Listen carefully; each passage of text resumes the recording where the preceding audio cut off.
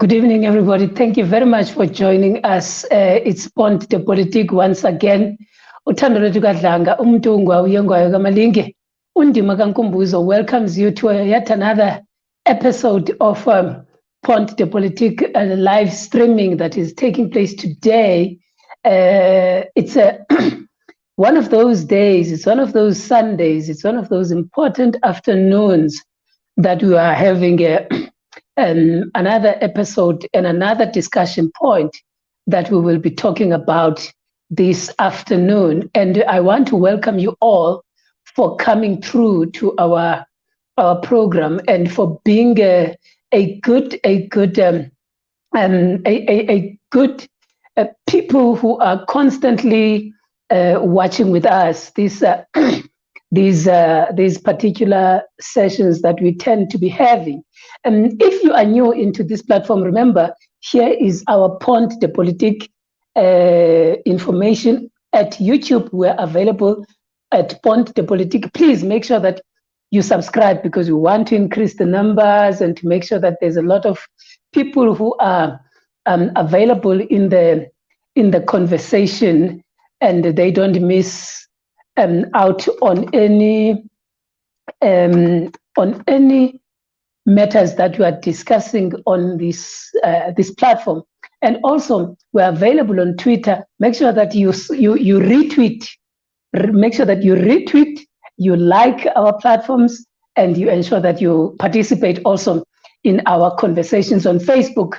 We are equally available there, and on Instagram, TikTok. We are available for you.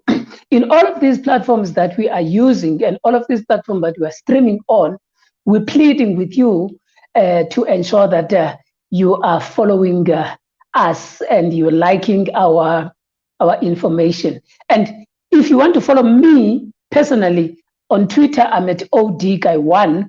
At ODguy1, I'm available on Twitter. And you can also follow me on Facebook. On Thando lwethu kaDlanga, Thando lwethu Dlanga on Facebook. So today we are going to be talking about something that is close to my heart, something that has that I love so much, and that over the past many years has proven to be one of the impediments in our socio-economic rights in South Africa, especially for the majority of the Black and African students. We are going to be talking about education, funding, and the issues that are related to that. But also I want to ensure that the conversation, because it is not only limited to that particular platform or to that particular environment, it can link to other issues, as I have said, that it relates to socio-economic rights and needs of the majority of the South Africans. Over the past few years, since I know that many people might have seen this important aspect of education, accessibility, finances, and all that being something that was brought into the fore for many during the Fees Must Fall, from the Rose Must Fall up until the Fees Must Fall movement. But this type of demand or in the socio-economic rights dates back to as early as 1970s and also as early as 1980s, 1990s, and we are still talking about it today. When we ask some of our brothers and sisters and our parents, they will tell you, we have been in this fight for many years. I know there was a group that I was involved in and I'm still involved in. We called it Walk for Access. We had been part and parcel of a people that were raising funds for university students, where we would walk from various cities and to Pretoria. That organization was established in 2019, but unfortunately in 2023 it could not participate in that fundraising project. But it does not mean that that project has been abandoned. I'm just trying to show that there are other people who were part and parcel of the projects where they seek to ensure that the majority of Black students are able to have access to education without having this particular impediment, which is the finances. And that is what we are going to be talking about this afternoon. Today, or this evening, we are joined by our guest, Dr. Lunga Mantashe. Dr. Lunga Mantashe is the president of WSU Convocation. He has been part and parcel of a group of people who had come up with a project that ensures that there is a fight against Walter Sisulu, either alumni or graduates' fees. Then they would ensure that they organize and raise funds to ensure that they pay for those funds, and then that the university students, WSU alumni and WSU graduates are able to therefore get their academic results, and making sure that they are part and parcel of the working stream. And there are other things that we are going to hear from him. Dr. Mantashe, president of WSU Convocation, good evening, my brother and friend, and thank you very much for joining us. Yes, good evening, Tando, and good evening to your viewers. It's been quite a long time. I missed the platform. Yes, it's been quite a long time since we've been here. But nonetheless, you are here now, and I'm sure that the majority of the students that you are leading, and also the alumni that you are leading, they will be watching with us this afternoon. In your term as the president of WSU Convocation, which you had been elected in last year, there are various objectives that you wanted to achieve, which you have outlined as your vision. Can you please help us, just take us through, so that for a person who has not heard them, a person who doesn't know the vision of Dr. Mantashe as the president of the Convocation, what is the vision of Dr. Mantashe as the president of the Convocation in this particular term? So the vision, quite frankly, and to put it very simply, is that we want to empower Walter Sisulu University graduates during our term. Secondly, what we want to do is we want to raise funds to clear graduate debts. In other words, for all graduates that are unable to pay debts that they owe the university, we are putting up a project that is going to enable us to be able to pay some of those debts. So that's the vision that we have with respect to graduate debt. The third element of our vision includes the brand of the university. And we know that the brand of the university hasn't always been taken seriously in South Africa and in the rest of the world. We want to project the university for what it truly is, as the University of Access, an institution responsible for the provision of access to education for millions and thousands of the people in the Eastern Cape primarily, and people across the country. So these are the three key elements of our vision: the empowerment of graduates, the elimination of the graduate debt, and the branding of the institution. Put simply, these are the key elements. Wonderful. Thanks, Dr. Mantashe. And I want to also remind the viewers, as we are engaging in the conversation, please make sure that you send your questions and your comments. As we are talking, we will be taking them live, because it is important. We want to make this an interactive conversation. I want to pick up on your last pillar before we can go into any other one. The last pillar, over the past few years, the university has been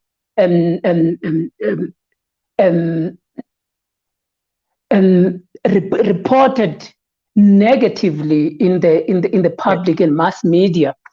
We know that there was a story of an NSFAS in relation to NSFAS and a university student. Seemingly, there was a wrong payment of money paid to a particular student, and the matter has then went to court, and then it is in the appeal process. And after that, then there was an issue about the accreditation of the university of some degrees or some qualifications in the university. But also at the same time, over the years, especially for you who has spent so much time in that particular university, the issue of constant strikes and that are taking place every year in the university.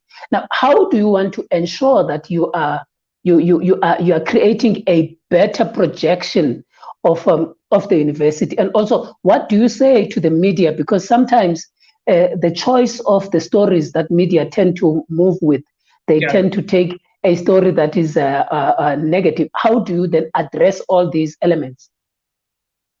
Yeah, I mean, so let me just start from the last leg of your question. Last week, we actually held a press briefing to try to inform the media about the exact circumstances of what's happening at Walter Sisulu University. Part of the things that we indicated there was the fact that the media needs to stop misreporting and misrepresenting the facts. The media has a responsibility to look for the facts and to report on the facts all the time. That's the only way the media could have its own integrity intact. Whenever the media misreports or inaccurately reports about Walter Sisulu University, it adds into the denting of the institution's image. And we think that that's a very powerful way of destroying an institution. It's when you report negatively about it. Secondly, we wanted to say that when people report about the institution, they don't report about the most important aspects of the university. So, for example, nobody knows, I mean, hardly anyone knows that the university has a very important flagship program in the medical faculty, which is one of the leading faculties across the continent, where doctors are brewed, very important doctors that are well respected in South Africa. And I could give you an example here of a doctor like Dr. Tebelele, who is very popular for his prowess and ability to deal with issues related to people. Some people call him Dr. Wempempe, you know, and that's just one example. And there are many other doctors across the Eastern Cape who are responsible for the health of the province and the health of the entire society. And so that's a flagship program that's offered at WSU at a highly complex level, highly reputational level, highly respected across the continent, as I have been saying, with an infrastructure of the highest state of the art, actually. And these are things that people don't know much about. They report the negative stuff. They don't report the good stuff, for example, about the fact that the university is turning itself around. And that it has received good reports quite recently in terms of the audit report. In the past, there were terrible results with respect to the auditing process, but now these things have changed. And so we think that people don't follow up on the institution and try to find out how it has been handling issues that the media may have reported. So the media reports the negative and it never follows it up. It leaves the dent at that point in time. So part of the work that we want to clean the name of the institution, because the name of the institution is our name, unfortunately, whether we like that or not, because it reflects on us as members of society who studied in it. And thanks for this, because it is important, and I'm glad that you had addressed this particular matter with the media themselves, so that they do not seem like they would be attacked, or they are being attacked by the convocation on the basis of these things, and also to put the facts across the board. And thanks for that clarification, Dr. Mantashe. And I want you to then, because over the past few weeks, you started by having a and I saw that there was a chapter AGM that was taking place in Gauteng, and then there was a chapter AGM that was taking place in the Eastern Cape, even though I have not seen on the other provinces these movements, these developments that are taking place, which is something that I think you might address if you feel it is important. But within those AGMs, you have come up with a project of hitting on the debt of the graduates at the university. Can you just take us through that, the thinking? How did this thing come about from the convocation, and what are then its elements? What are its focus areas, so that we can be able to be going deeper into it as to the amounts and all of that. Just the framework first, then we can be able to understand everything else from there. Yeah, so I mean, historically, I myself was a student at the same university. I had been at the level of the SRC at the time when I was a student leader, and we came to know the problems of finance, that the problems of finance of this institution, Walter Sisulu, have a lot to do with student debt and graduate debt. So, for example, if you don't solve the problem of the graduate debt, then effectively you cannot solve the problem of the financial health of the institution. Again, so there were two options for the institution. The institution could turn students away and say, you can't study here because you don't have the money to study. Or the institution could admit the student without necessarily that student paying the money. The consequence of that is that the student is too poor to pay, and the university would feel that the student needs to study. And so the student gets into the system with half the amount they need to pay for registration, or even lower than that. I mean, that used to be the case in our era. So what that had done was that it had increased the student debt to the levels that are so high that it would be, sad if I told you, but I should tell you that we have sitting with a debt of 1.3 to 1.4 billion, in 2022 in December, and some of the students in that category, it's a student debt and it's a graduate debt. Where the student debt is concerned, you have a debt of over 800 million. And where the graduate debt is concerned, you've got one of just above 600 million.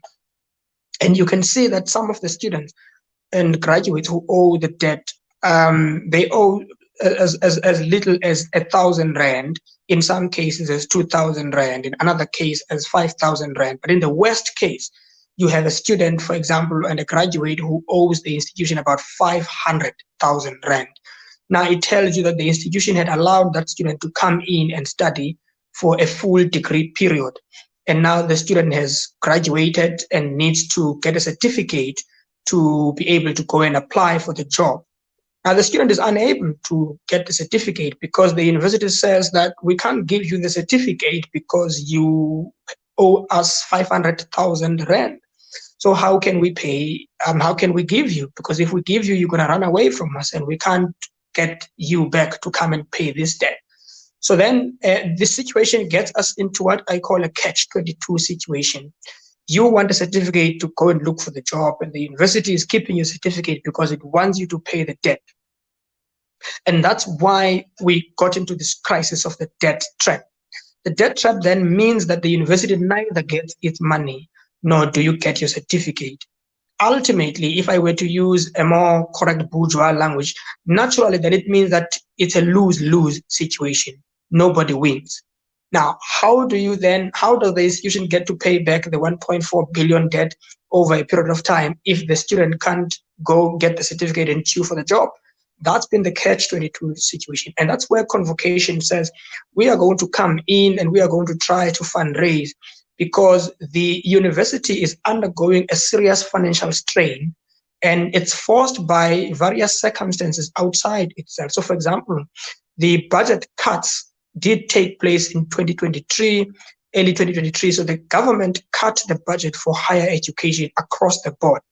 What that meant is that if the government used to give Walter Sisulu University 10 rand, it was now giving Walter Sisulu 9 rand. Now, where is Walter Sisulu going to get the next 1 rand? It's not going to get it anywhere else, because the second problem is that the university, we found, has no form of a third stream income. It only gets income, which is a third stream income, in the form of 1%.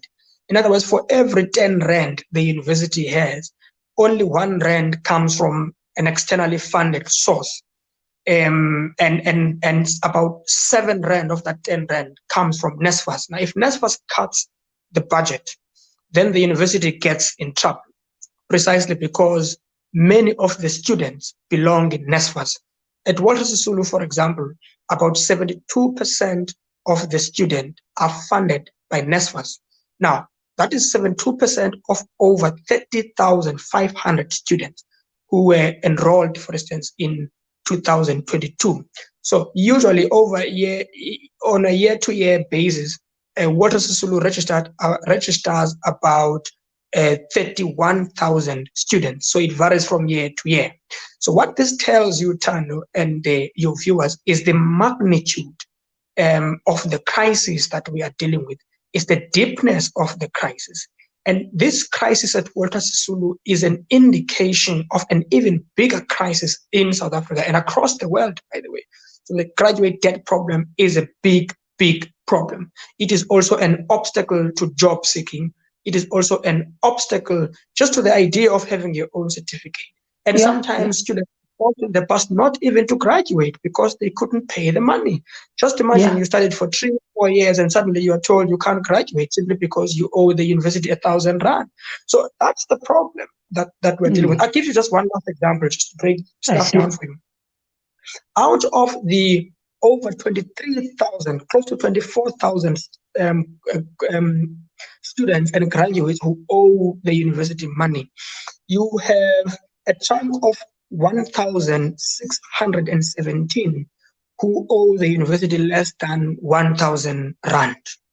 And that's a total to 1 million rands. That's total close to 700,000 rands. Right now, if we are asking for this project and we're putting this project in place, we are saying this project necessarily has a social impact perspective in it, because what it does is to help a quantitatively high number of 1.7 students just by getting less than 1 million rands from these funds.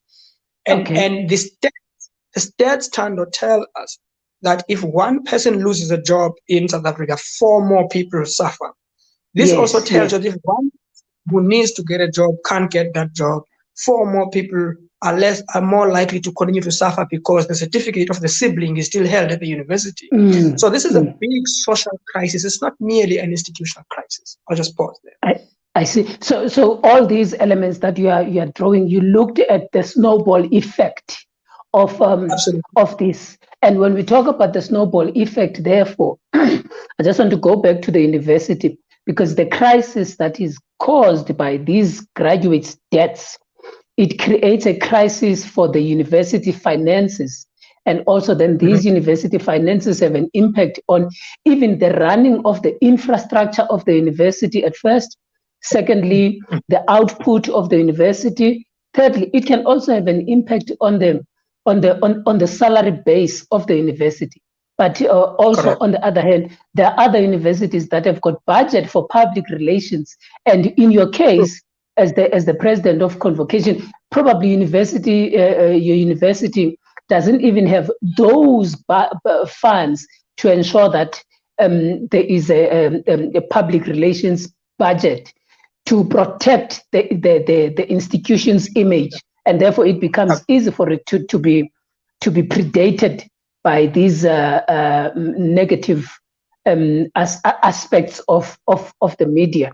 How does then this affect? Now, let's talk to the institution without talking about outside of the social. Talk about the institution itself, because I don't want to act as if we are attacking the institution or the institution is not affected from inside. What are the things that you've identified that have happened within the institution that created this that are as a result of this problem of this financial crisis of the university? Yeah, so there are many deeper problems. I mean, as you put it, first of all, it's not the fault of the university that it is located in the Eastern Cape, where there's also a big problem of unemployment and poverty. And so it's not the problem of the university. It is actually an inherited problem of apartheid and post-apartheid, and sometimes the failure of government policy to address the funding problems of higher education in general. So that's the problem. So institutionally, one of the problems that you have is that if the university's finances are not on a healthy ground, right? You can't increase salaries of workers, for example, because you depend on mostly government money. And you also depend on people who pay for themselves. And the people who pay for themselves can't pay tuition fees of 120,000 Rand per annum, which is the usual average. Because, for example, just to pay for residences, you would have to pay over 30,000. And to pay for tuition, you probably have to pay just for over that. And then you have to pay for textbooks, and then you have to pay for this, and you have to pay for that, and you have to pay for that. So the money is just too little to be able to pay the workers. So the workers would then usually get increases that are less than the inflation rate. So if the inflation rate sits at 6.7% and the workers only get a 5% increase, that's the problem. But the second problem is that the institution is constrained because it cannot increase fees in the way that it would like to do, precisely because if the university increases fees beyond a certain measure, there would be problems, right? There would be protests because students would not accept that position, right? Understandably so, because the students are calling for free education, and that's actually a genuine call. We all want free education to be implemented across the board, because if you have that, then you could potentially have government guaranteeing to pay all the tuition fees, and therefore there's no need for a debate about going on a strike, because why go on a strike if the education has been properly funded? And so there are big institutional ripple effects.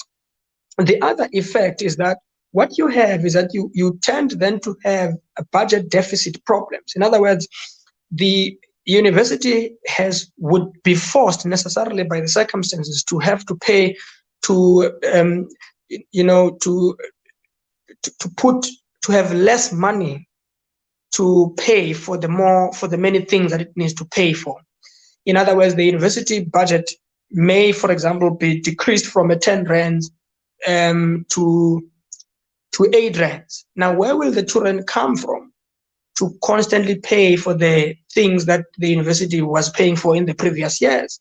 So that's the problem. So that's how big the problem is, because what it means is that the university has got 1.4 billion rand in cash that is not in its coffers. This is the money that is in the pockets of the debtors, the people that owe it. But there's no money in the pocket of the people that owe the university Tando, because the people that owe the university money don't have the money in their pocket to pay it. Now, where is the money? There is no money. The student does not have the money. The government does not have the money. The university does not have the money. So the money then remains within the business community, within the corporate sector. And that is the sector that needs to be brought on board, because unfortunately we live in a capitalist setup, and in a capitalist setup, the economic direction is not determined by a government, it is determined by the private sector. And these are the people that hold most of the billions of rands in the country. And these are the people that need to be brought on board, at least in this context, in this bourgeois societal context. These are the people that need to, help in the situation. And thanks for clarifying those, and how this element frustrates the entirety of the university. Now, I want to ask our viewers at home that are watching with us, if you've got questions or comments that you want to put across to Dr. Mantashe, who is the president of WSU Convocation, please put them across. Or any comments that you want to put, ensure that you put them across so that we can be able to put them on to Dr. Mantashe. Dr. Mantashe, let's go now to the project that the Convocation has embarked on. It is the project of raising money. It is the project of ensuring that you want to solve this small aspect of the problem, even though it's not going to solve the entirety, but this small aspect. Tell me, what have you done? Because it seems like you went around, you had a project where you organized a crowdfunding, and there was one AGM that took place in Gauteng, and you raised a prominent or a large amount of money. Talk us through that, and tell our viewers, and including the alumni and any other person who might be interested, about the project itself and what you have achieved thus far. Yes. So just to repeat the critical point, what the convocation of Walter Sisulu University is trying to do is to raise as much money as possible in order to eradicate the 1.4 billion debt, 1.4 billion rand debt at WSU. Our intention is to get as much money to clear this debt. In clearing this debt, we are allowing graduates who otherwise could not pay for themselves, who are deprived of an opportunity to go to the job market, to chew just like everybody else, just like the millions who are unemployed, but to chew at an equal advantage with the next student from WITS, from UCT, from UOFS, from UP, etc. We want to give our own graduates that very opportunity that they are denied.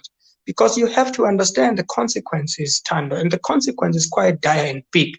One of these consequences is that if Thando is chewing with Mantashe in the job market, Thando has his certificate, Mantashe does not have his certificate. When Thando submits his CV, it has his certificate. When Mantashe submits his own CV, it does not have his certificate. Who will the employer potentially likely hire? They will likely consider Thando before Mantashe. That's just a fact. And so you would have to have something extraordinary for the employer to want to wait for you to send a confirmation that you actually did graduate, because in the first place, the employer does not even know that you graduated. And that itself is a big problem. And so we then intended to have this project. And so far, we launched the fund. We call it the Graduate Debt Clearance Fund. We launched the fund at Golf Club East London on the 10th of March 2023. We've launched this project and we invited the business community, but we invited also the stakeholders from inside the institution. And we've invited even those who do business with the university, because we think that everybody has got a role to play. A child belongs to a village and a university is just but a part of that village. On that day, we raised we've raised around 40 million rand from various sources. Some of those sources were business, some of them were government of the Eastern Cape, some of them were just individuals who just put money in, and some of them were the university stakeholders like the unions that have pledged to assist in this process, including the SRC, and we must be very thankful for the help of the SRC in this regard, because sometimes the SRCs just take their monies and do prize and just eat the money and go to the loo to release the money, and the money is gone. But we think that the SRC has done a responsible thing also to contribute to this fund. We have also taken from a small portion of the budget of convocation to put into this fund. And usually this is money that we would use to go around the country doing convocation work, promoting the institution, and going out of the country, building chapters. To go around the country doing convocation work. So that is the work that we've undertaken. We've raised around 40 million, and this 40 million is in the form of cash values. In other words, liquid cash. It's also in the form of non-cash values. I'll give you an example of what is a non-cash value form. Okay. For example, the University Council said that it was going to engage in what it called a debt forgiveness program. This program would be to the value of 1 million. And what this program would do is that it would allow a graduate to come and get a certificate and be forgiven from paying that debt to the value of 1 million. And secondly, we other cash values will be paid over a period of 5 years. We have some of the sitters, for example, that have come in and have said, look, we will give you 1 million for the next 5 years. That have come in and have said to be able to pay annually all those graduates to the value of that much. We also have had institutions like AVBOB that have come on board, and we have created a long-lasting relationship with AVBOB. For example, tomorrow, we've sent a delegation to Gauteng, to the head offices of AVBOB, to sit down and look at how AVBOB is going to assist in this particular project, to put money in as part of their corporate social investment, because we basically ambushed them this time around because we just consulted them a little bit late.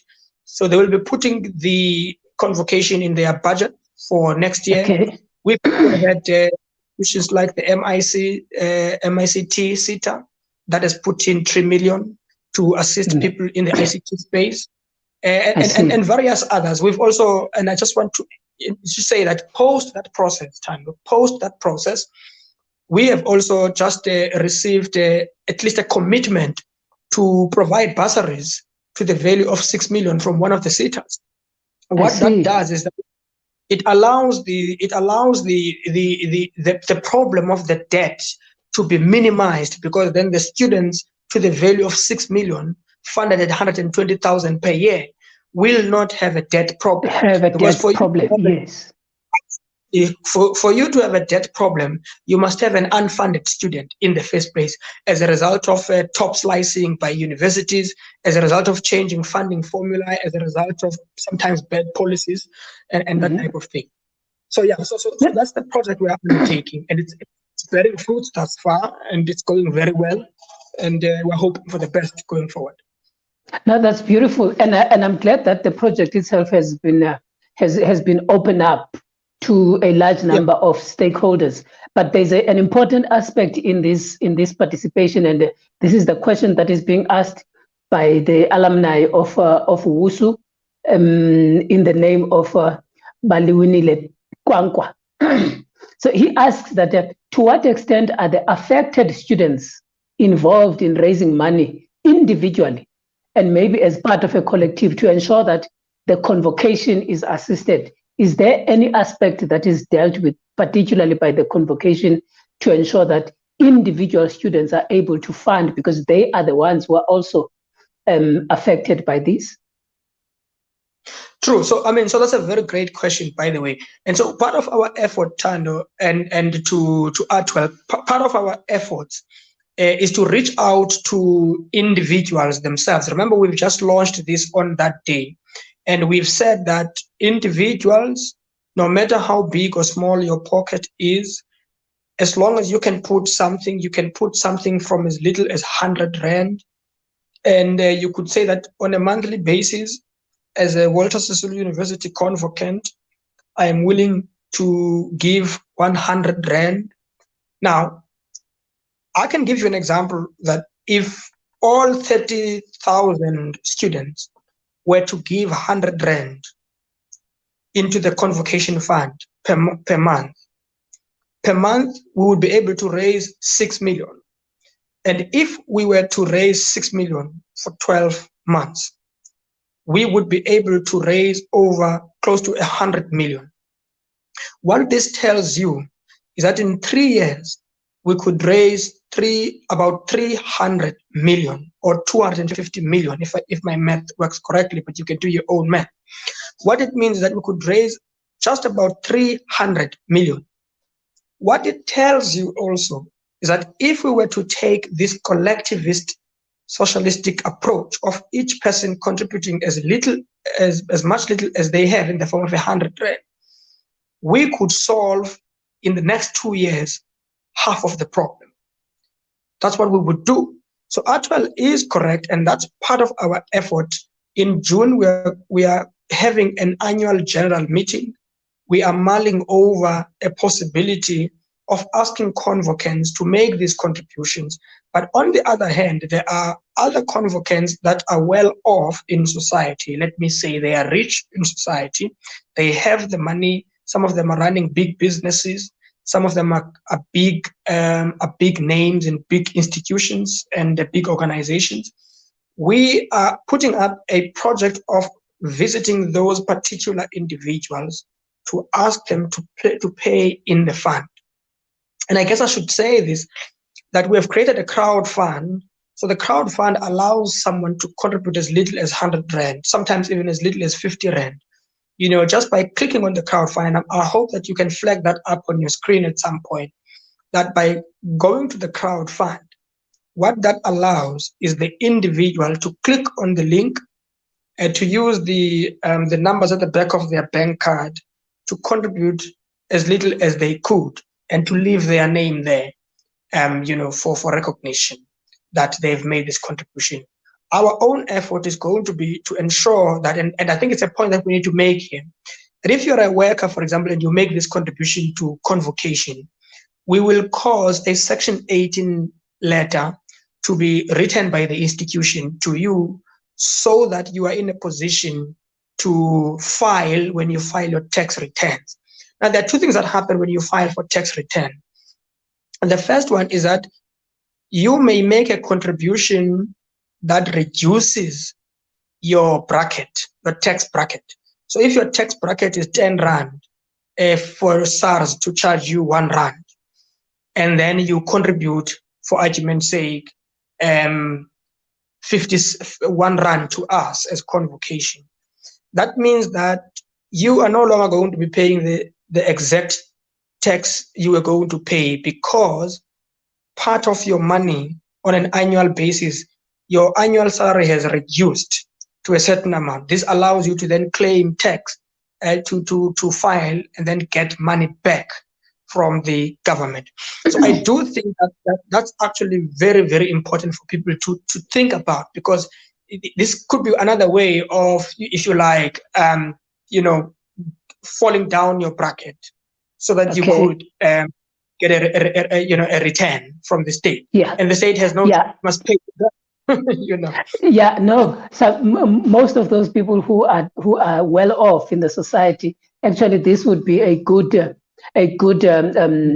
investment in one way or the other, because it would be twofold: investing in an individual, but also at the same time saving a certain amount of money with you. Yes, Dr. Mantashe, we are going to fly to that link of the crowdfunding as we go along. But also, I see that the member of the SRC is asking this question, Mr. Mokgweetsi Kabile. He says, what can be done to increase the external funding itself, to ensure that at least the instead of contributing 10 Rand, which you were making an example of, what can be done to improve that? But also, I want to piggyback this with it, because it's a follow-up question from Atwell. Is there an easy, accessible platform or avenue that could be used by those who wish to sponsor, to supplement this noble cause? And I think you've answered that particular question with a crowdfunding, because it's an easy process. But you can clarify those. Yes, I mean, so just to start with Atwell, so it's an absolutely easy alternative, Atwell. If you Tanda will flag this up for us, I hope so. Yeah. If you go to that crowd fund, all you do is to click on it. And when you click on it, it says to you, donate, and then you press donate. And then it says which amount, who are you, and which amount do you want to put. And you just do that, and you put that amount, and it's done. That's just how easy. All you need to do is to have your bank card. Now, getting to Mkwetsi's proposition, yes, I mean, so he is correct. So in terms of external funding, the issue is that we are still making an aggressive effort to meet individual firms and individual businesses. So the Treasurer General, for example, is working out and putting together a list of all companies that we need to go and visit. And once he's done with that project, we are going to visit companies one by one. There are companies, for example, here in East London, like your Mercedes-Benz and big retail companies that are around that are servicing these institutions, like your Spar, your ShopRite, and there are also people that own residences in the institution who benefit from this kind of an effort. Now, think about it again. If we, and I speak about this because you are a leader of the students, for example, on campus in Butterworth. If we were able to get a sense in which we can agree that for every student that comes in, 10 rands is flagged for this project, just 10 rands. If it could happen, just 10 rands as a start, for example, and then we make sure that each person that graduates also commits to put up 100 rand, in this fund. Look, let me tell you, this is how people raise money. They raise money by small measures like 10 rand, 20 rand, 50 rand, 100 rand, 200 rand, and so on. If we could pull this off, and in fact we can and we will, we have to, because we have no choice. These are the lives of graduates who depend entirely potentially on this project succeeding.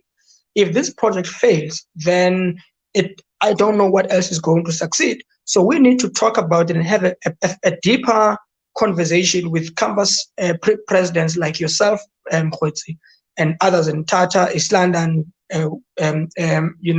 Queenstown, to see what can best be done at that level. And sometimes, if needs be, let's have a campus student endeavors and make an aggressive conversation about this, including with the workers. And that's the conversation that we are, starting to have also with the workers, because we think that charity also begins at home. I mean, the Walter Sisulu has got employees of over 1,500. We think that they themselves can play a very critical role. So we think sometimes it's not sufficient to just look to business, because for business it's always about, okay, what's in it for me? But also talking about the working classes and talking about the students themselves. We think that this problem will go away in the next 2 years. We could have completed the entire debt if we work together aggressively on this project. So basically, thanks for that, Dr. Mantashe. So basically, sometimes it's not about a big number or a big amount of money, but it's a quantity of people who are contributing into the fund. So for those people who are watching with us on YouTube, the link is going to be flighted on our YouTube channel on the comments section. But also, if you are watching on Facebook, and then you go on the comments of Ponte Politique, you will be able to find the link of the contribution. And what I love about the crowdfunding is that it's an easy process. You can contribute any amount of money that you have you would like to contribute. It's a very, very simple process that takes place. I've seen in the news, Dr. Mantashe, that even the Vice Chancellor has made a contribution on this, and it was a smaller Nyana publication, by the way. It was not big, it was not huge. And when Sibongile Mani was being paraded in court, when she was being and all these elements that were negative around the WSU, when the issues of the qualifications were in the news, we could hear this on News 24. We could hear this on Radio 702. We could get this on Radio 2000, Daily Dispatch. Like, we could get it almost across the board, you understand? But when we talk about the involvement of the Vice Chancellor in her contribution, I only saw it on one publication. Unfortunately, it's not on News 24, but it's on the, I think it was on the Daily Dispatch. Credit to them. But what can you tell us about that and the involvement of the VC in this project?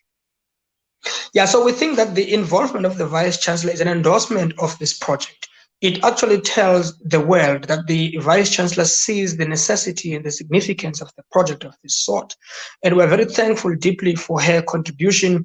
She has indeed, as you correctly put it, put up a fund of around 8 million that will be taken from some of the research funds to assist in sorting out the problem of the graduate debt.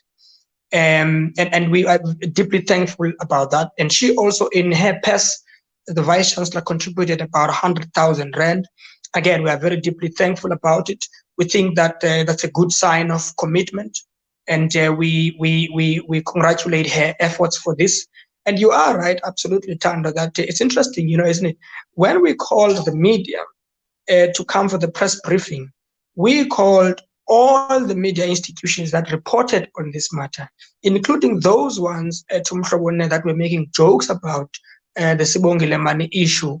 We said that, look, you need to come to the press conference. We called the Drum magazine, we called the EWN, E News 24, and all of them that were reporting on the money issue. Some of them didn't pitch up, actually. Now, why didn't they pitch up on such an important event? Because that was the only platform where they could be told the actual facts. And we outlined the facts for them, that the process was undergoing a vetting and that it was not new. It was only new to them, but not news to us, because we were vetted ourselves for more than 3 weeks, by the way. And so the university has a right to vet the candidates. And there was nothing wrong with saying that all the people in the Eastern Cape chapter are still being vetted, but the media literally distorted the facts around this matter and simply ran with the story of money, because the media likes drama. The media sells news. It does not provide news, and that's a big problem. A project of this nature requires the support of the media, the support of everyone. It cannot be done alone. It can't be done by Convocation alone. It can't be done by WSU alone. It has to be done with the support of the media. Imagine if the media helped us run an aggressive campaign of this sort, as opposed to running an aggressive campaign against WSU name. This problem would be resolved completely if the media, got on board. So you are absolutely correct. But again, we thank the efforts of stakeholders of Walter Sisulu to basically support this project. We think that it's a sign of a serious internal commitment, because everybody understands that the financial health of the institution is critical for what happens at the end of the month in terms of the payment of salaries and so on. WSU comes from a past where liquid cash was absent and workers would not know paid in January. It used to happen. But it's not the case now, and we need to make sure that it's not going to become the case in the future.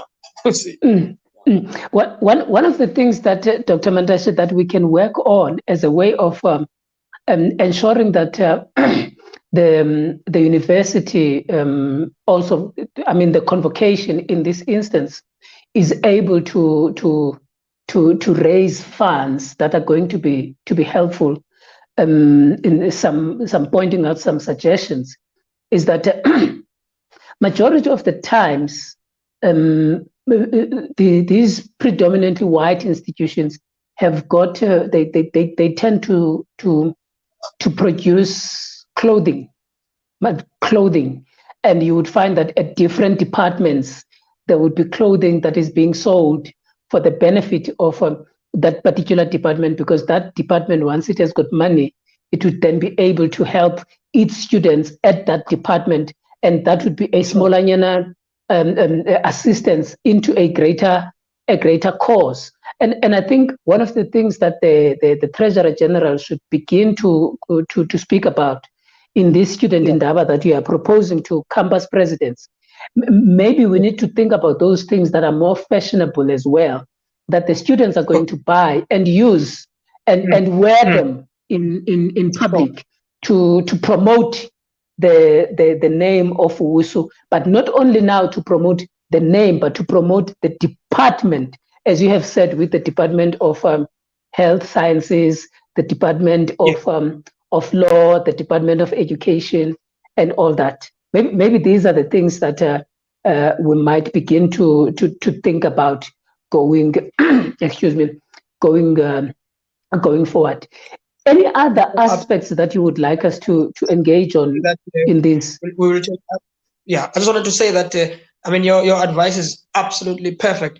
We will take that on, certainly. And one of the issues that we've been quite strong on is the making sure that the money does not leave the university unnecessarily, but that it is spent and circulates in the local sphere. That's how you strengthen the university's financial ability. That I know, for example, we have the fashion department at the university, very fine designers in the institution, and that's the area that we think we can constantly have an influence on. And to your point, many people use the institutional regalia, but you are right. The question is, the money needs to come into some kind of internal circulation and help create health inside the institution. Probably when the TG begins to engage on this, it would be of help. But now you will remember earlier, I made a critique and I said I have not seen the work that you are doing as a president to ensure that there are chapters in other provinces. For instance, I've seen Gauteng chapter. For instance, I've seen Eastern Cape chapter that just launched 2 weeks ago. What is the plan going forward in relation to other provinces? I'm suspecting that Dr. Mantashe is having a slight network problem. Immediately when he comes back, we will then be able to ensure that we're able to get him back to respond to those particular questions. Please make sure that you are able to capture the information on the information of how do you contribute. Here on this link, we are able to flight the account number of the university, of the convocation. But also, if you go to our YouTube and Facebook page, you will find the information, the link to the crowdfunding. Crowdfunding is simple. Crowdfunding is easy, and it does not define the amount of money that you can contribute on. You decide how much amount that you want to contribute on, or the amount that you want to contribute in. And also, for purposes of progress, when you have ideas that you would like the convocation to, I see Dr. Mantashe is back, the convocation to consider, please get into contact with Dr. Mantashe, get in contact with him on Twitter, on Facebook. I know that he's very active on Twitter, and also get in contact with any other convocation person that is available to ensure that you are able to make contact with him. Dr. Mantashe, the load shedding is back, and I can see that you are in the dark. But I wanted to hear the plans going forward towards the ensuring that there are other chapters in other provinces, because there's a problem. You are only dealing with Gauteng and Eastern Cape. Talk to us about the other provinces. Yes, so the plan on 28th April, we are going to the Western Cape. We will be holding we will be creating a chapter there also. And we will be calling in people in the community of the Western Cape, the alumni, to come in, and we are quite happy to have them. And after that, we will be going to UK. We'll go. And our intentions are also to launch chapters outside the country, because there are Walter Sisulu graduates that are elsewhere in the UK, in Thailand, Singapore, etc. So our intention is to reach out to those people so that they can come and make a contribution to this kind of work we are doing. So we're engaging in that kind of work aggressively. We are starting conversations. Tomorrow I'll be speaking with some of the folks who are ambassadors to Jamaica from South Africa. We want to create strong networks and ties with organizations outside the country to see if we can find anything. Tomorrow, for example, again, we're meeting Investec Bank, in Sandton, and we'll be meeting AVBOB. We try to create meetings with these important stakeholders and to put our case forward and say that this is a problem and we need their help.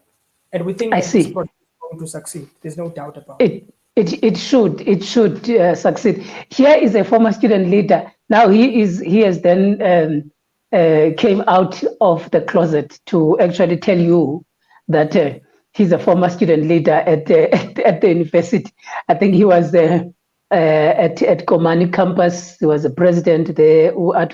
Now he says, on that issue of promotional items, I have struggled for more than 10 years to purchase a WSU blazer. Probably it is probably indicative of my role as a student leader. I know that Uno College has this particular issue of blazers, and there are people who are so committed on these issues of blazers. Would you address this issue of blazer and also then take us through to your closing remarks?